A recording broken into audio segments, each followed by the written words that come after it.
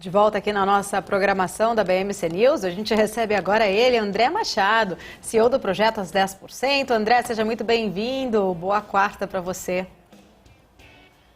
Boa quarta para você, Paula, para Bárbara, para o Felipe Nascimento, para todo mundo e principalmente aí para a audiência da BMC. Obrigada. Que só cresce dia após dia.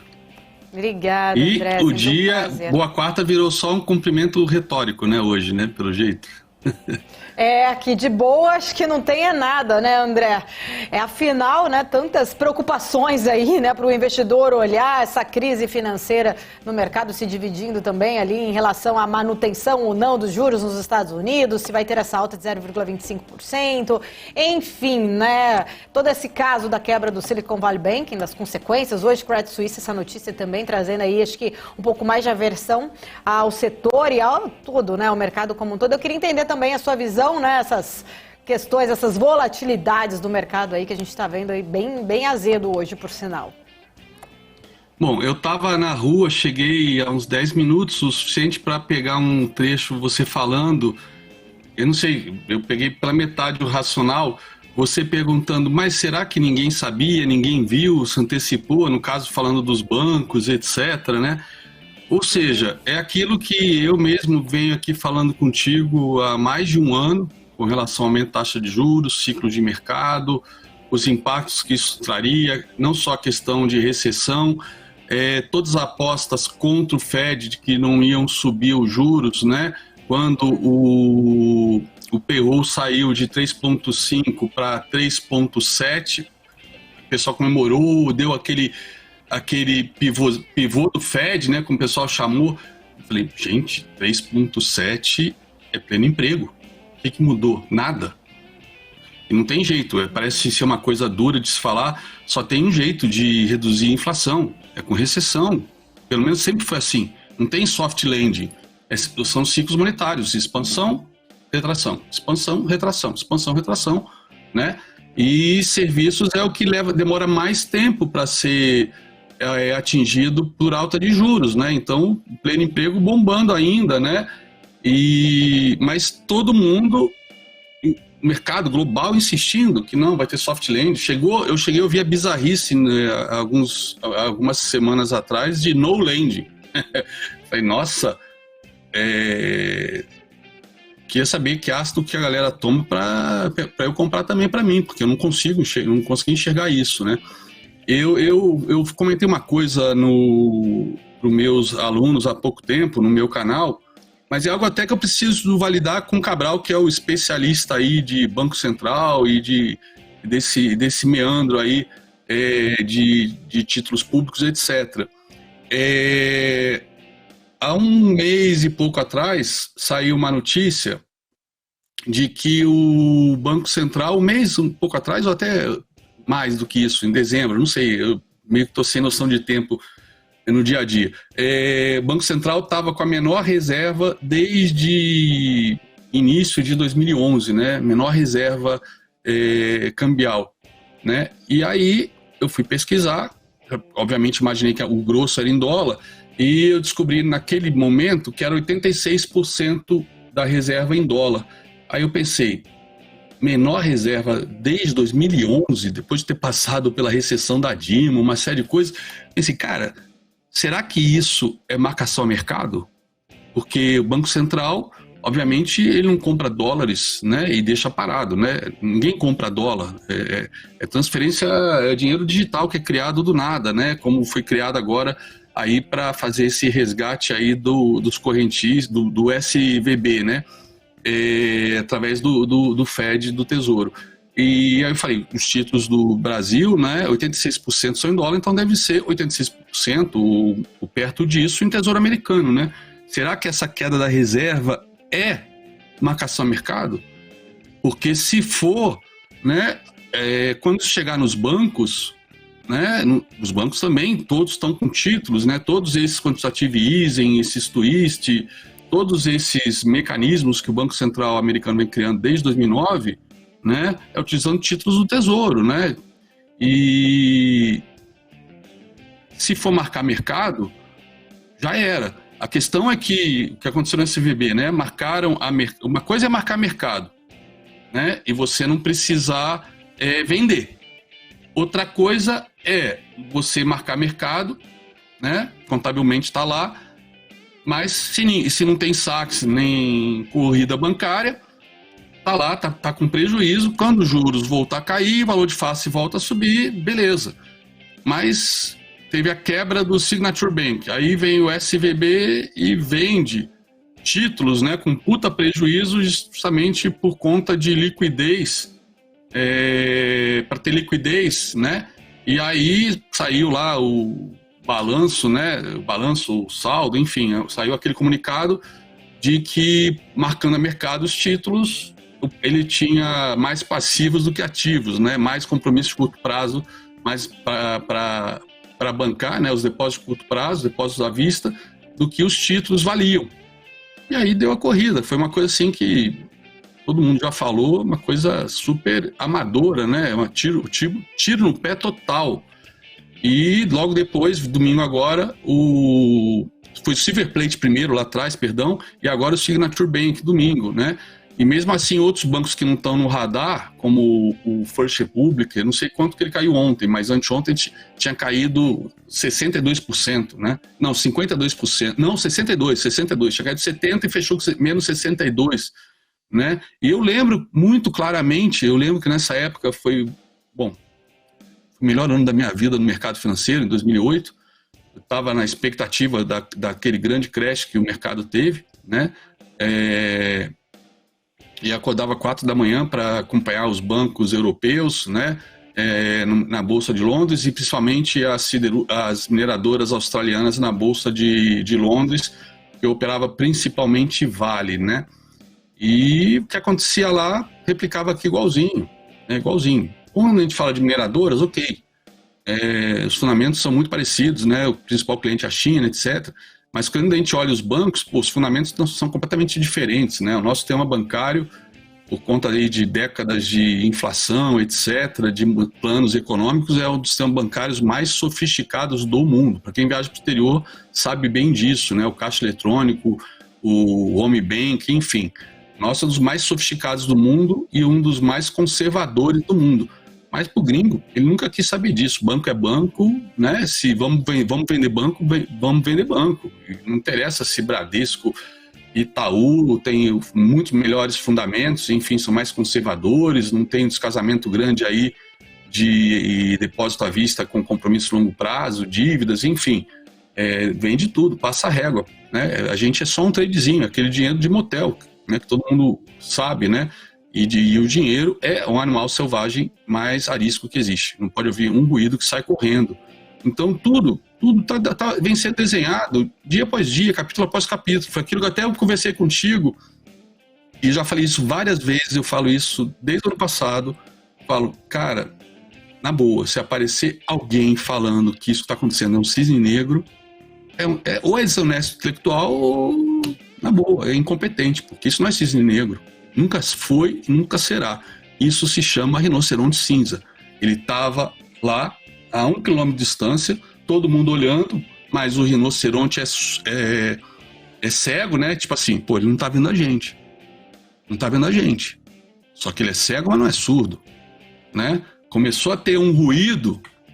O que aconteceu? O rinoceronte virou, viu todo mundo aqui parado, né? Ignorando ele, e veio correndo como se fosse um tanque, um Panzer alemão.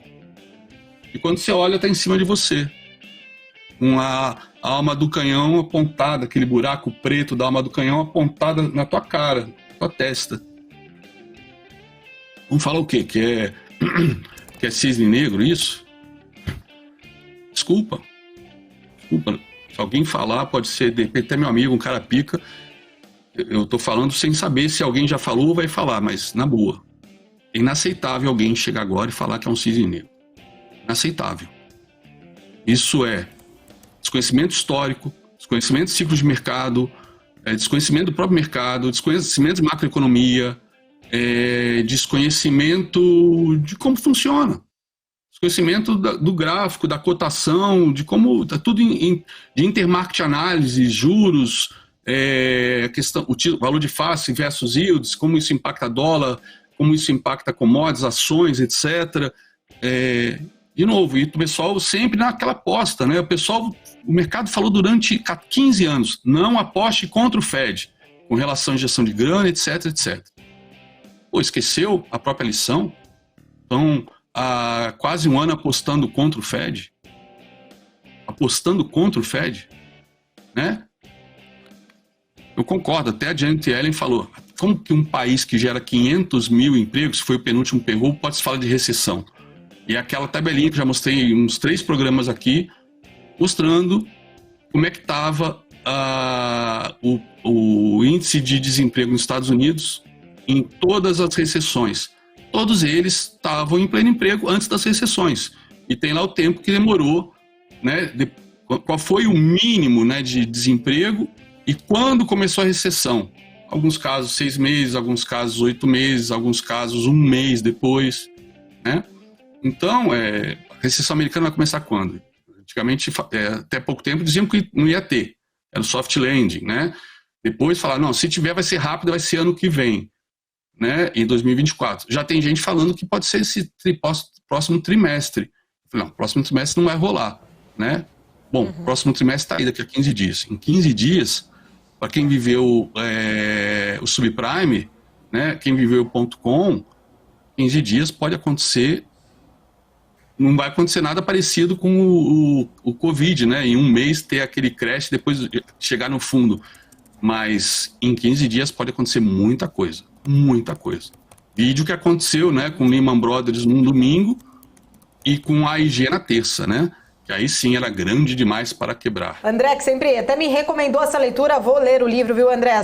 Trazendo aí a questão, né, do rinoceronte cinza, que na verdade a ameaça ali, ela já é meio que sinalizada, né? Altamente provável, né? De alto impacto, né, André? Vamos concluir aqui a sua fala, fica à vontade. Essa autora, inclusive, Paula, ela fez um livro que foi considerado tão influente, e por coincidência lançou 2, 3 meses depois do Cisne Negro do Taleb, né?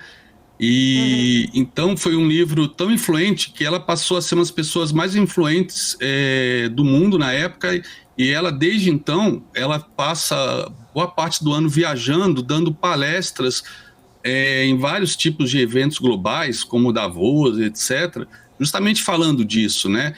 Porque ela entende que quase tudo que acontece no mercado financeiro poderia ser evitado, mas por questões políticas, né, ou econômicas ou popularidade, enfim, eles evitam, deixando até o último minuto para tentar ver se sai uma solução.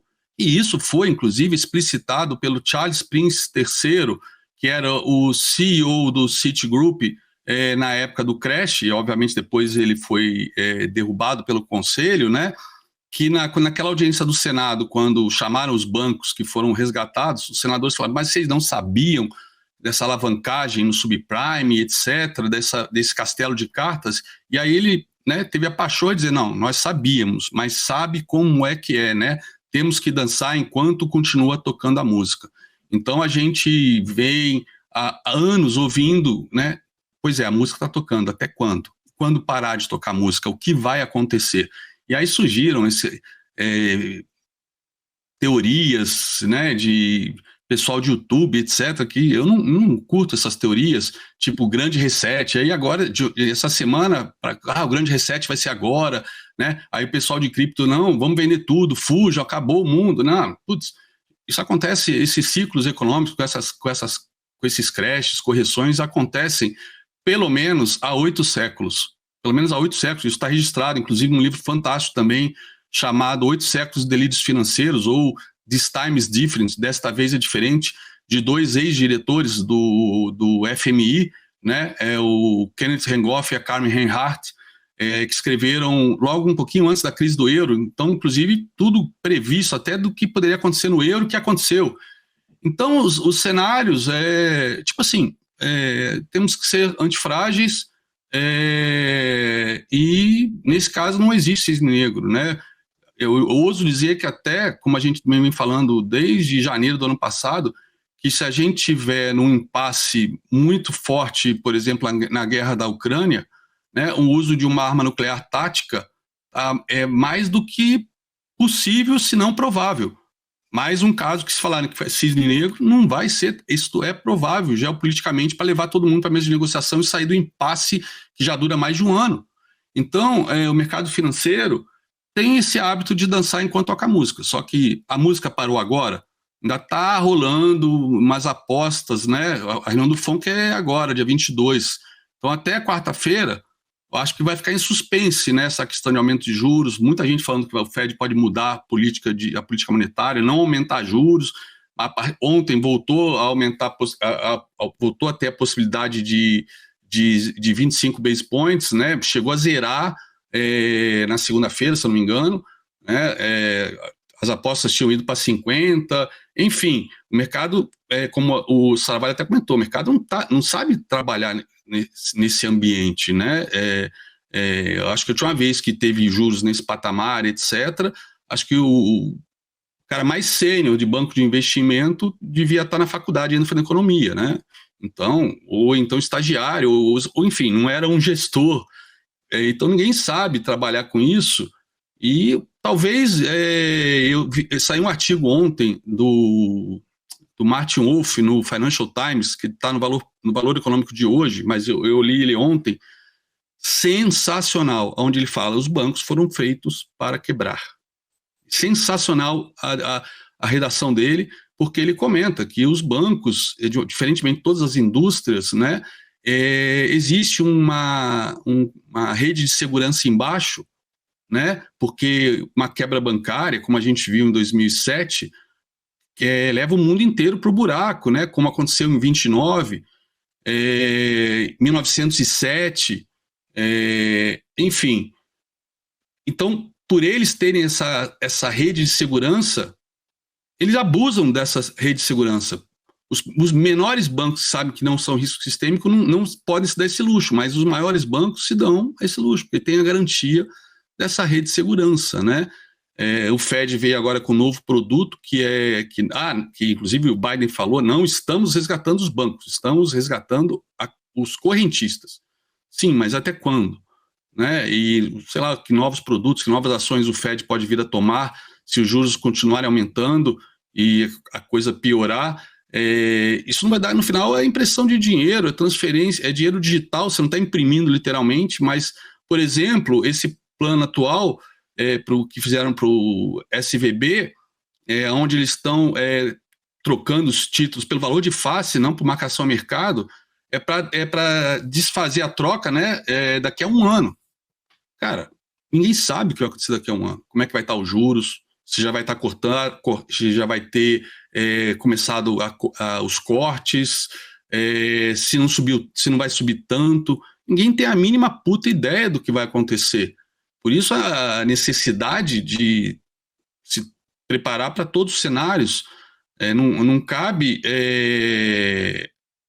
o wishful think eterno, como o mercado vem vivendo há 15 anos. O wishful think, apostando sempre no melhor. Eu vi em 2022, né, antes aquele crash violento que atingiu um monte de empresas que bombaram aí na área de tecnologia, né, e também o próprio mundo cripto, né, aquelas loucuras de NFT, metaverso, etc., que caíram, sei lá, 98%, o pessoal comentando, né, buy the dip, buy the dip. Aí um grande influencer americano lacrou: não existe mais a frase do Buffett, seja agressivo quando todo mundo tem medo e seja cauteloso quando todo mundo tiver eufórico.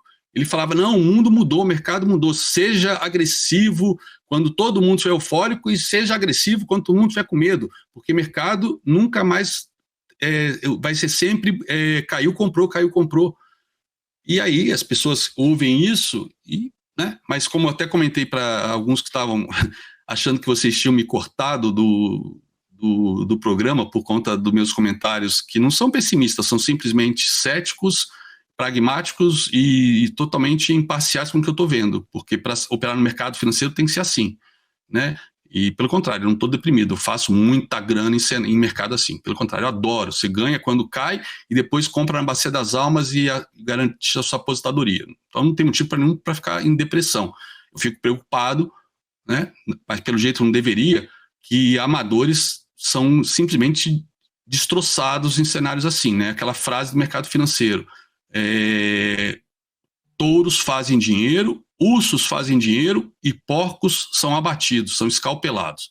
Então, o que acontece com o pessoal de varejo que não sabe o que está fazendo e aí vem falar besteira no chat para mim, né? Quando eu estou tentando ajudar. Mas como dizia Mark Twain, é muito melhor, é muito mais fácil enganar uma pessoa do que mostrar para ela que ela está sendo enganada.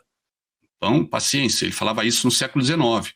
E só para compartilhar aqui tela, porque uma imagem vale mais do que 1000 palavras, e é a minha praia, né? Por exemplo, aqui o Ibov, né?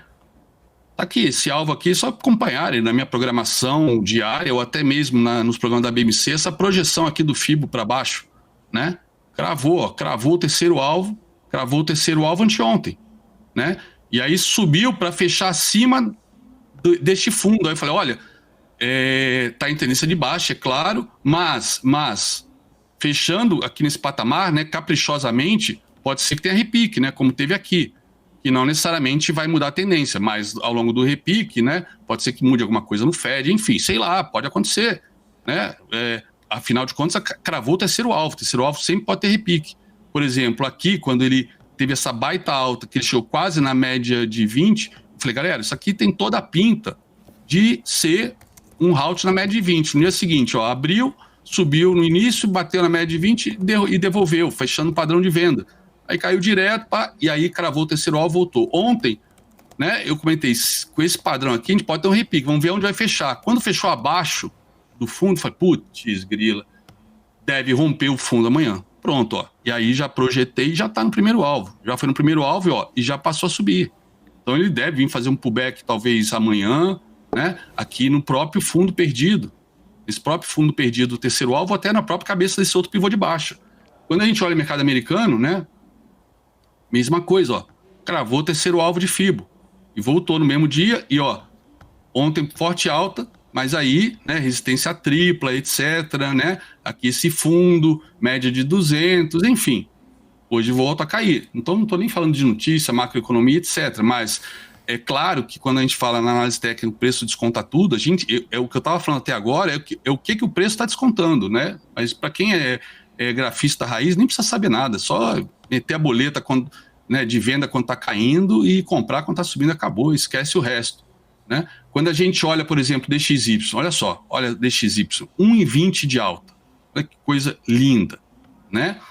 Normalmente, as correlações intermarket, como preconizado por John Murphy, DXY e yields sobem, mas olha só os yields, DXY está porrando para cima, e os yields, né? Derretendo. O que significa isso? Por que não está tendo essa correlação agora?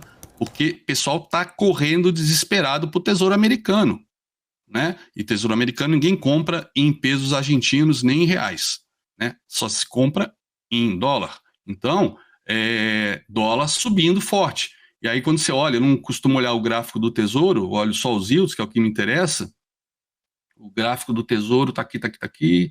Cadê o S10 anos? Olha só. Olha só a perfeição, né? Olha aqui a alta, né? Olha aqui o gráfico do valor de face, né? O título mesmo, 10 anos. E olha só onde ele fez a mínima, caprichosamente, e passou a subir de novo. Quando a retração de 61,8 de FIBO, né? Na boa, eu não tenho muito o que ficar falando disso. Quando eu falei de petróleo, né? Olha só petróleo. Olha só petróleo. Perdeu o segundo alvo de FIBO, né? Ele cravou o primeiro alvo de FIBO, fez pullback na cabeça do pivô de baixa, depois foi no segundo, voltou na cabeça do pivô de baixa, aí ficou nesse range, ó, perdeu o triângulo e ó, perdeu o segundo alvo hoje. Então o próximo alvo do petróleo tá aqui, 62,92. Terceiro alvo. Mas eu já tinha adiantado, né? CRB, que no final das contas é um gráfico aí de quase 100 anos, né, da Reuters, é o considerado o melhor índice junto com o da Bloomberg para commodities, né, tá aqui também foi nos alvos, ó, ficou aqui tentando perder o segundo alvo há dias e perdeu agora para buscar o terceiro alvo. Então commodities anda junto com ações na mesma direção, Então, bate aqui com os gráficos do SP500, do Nasdaq, e juros anda com dólar, né? Não está andando hoje, que é um sinal super claro de pânico, né? Galera comprando tesouro americano, só que com dólar, né? Aí o dólar sobe, porque normalmente quando os yields caem, ó, caindo 7.000%, é para o dólar também cair, né? E aí o Ibov tá lá, foi no primeiro alvo, podemos esperar um repique ou não, vai depender muito do mercado americano, aonde a vaca vai, o boi vai atrás, não tem jeito. E o nosso dólar ontem mesmo, né, eu estava te falando, fui na aula, no mestrado de ciências, da teologia, né, e aí até falei com um padre ontem, se fechar, isso antes da aula começar, se fechar acima do 5,25, vai rapidinho para os 5,32, foi hoje. E se passar de 5,32, 5,44. Vou até mandar o gráfico para ele, para o WhatsApp dele, para ele ver. Né? Olha só o que eu falei ontem, olha aqui. Né? Que ele às vezes pergunta, né, preocupado. Ele acho que vai fazer doutorado daqui a 1, 2 anos em Roma. Então, como é que tá dólar, euro, etc. Então tá aqui, ó. Pá, olha só. Petróleo, não tem que... Desculpa, eu não estou deprimido, nem eu fiquei meio chateado aí com a galera do chat para variar a quantidade de besteira que falaram. E, enfim, eu tenho que me acostumar com isso. Como disse Humberto Eco, a internet deu voz aos imbecis. Talvez eu seja um deles. André, que isso, mas é sempre muito importante, né? A gente... Imagina, sempre vão ter haters, né? Até Jesus Cristo tinha, né? Quem não vai ter aí, sempre opiniões diferentes, mas o importante é ouvirmos e aprender, sim, né? Com opiniões que são diferentes. Mas você veio tentar ajudar a galera para ser agredido, sempre. Meu. Que isso, é algo que, para mim, na minha concepção, não faz sentido. Você quer ajudar os outros e... Né? É a história do sapo com o escorpião, não tem jeito, né? Tem jeito. O sapo vai ajudar o escorpião a atravessar o rio. Essa história é isso aí. Essa galera que ficou falando um monte de abobrinha aqui pra mim no chat, e eu fui cancelado por vocês, fui cortado, blá blá blá. Ainda... Só ajustamos a conexão, já voltou, já trouxe a visão. Sim. Sempre muito importante. Mas eu de novo, aquilo que eu falo sempre, eu peço desculpas pelas informações. Eu estou só compartilhando o que eu estou vendo, o que eu estou lendo, tentando ajudar da melhor maneira vocês a não perderem dinheiro. O importante não é ganhar, galera, é não perder. Porque quem perde não vai ganhar nunca. Né? Exato. Obrigado, Paulinha. Com beijos. Certeza. Até semana que vem. Eu que agradeço. Beijos. Até semana que vem.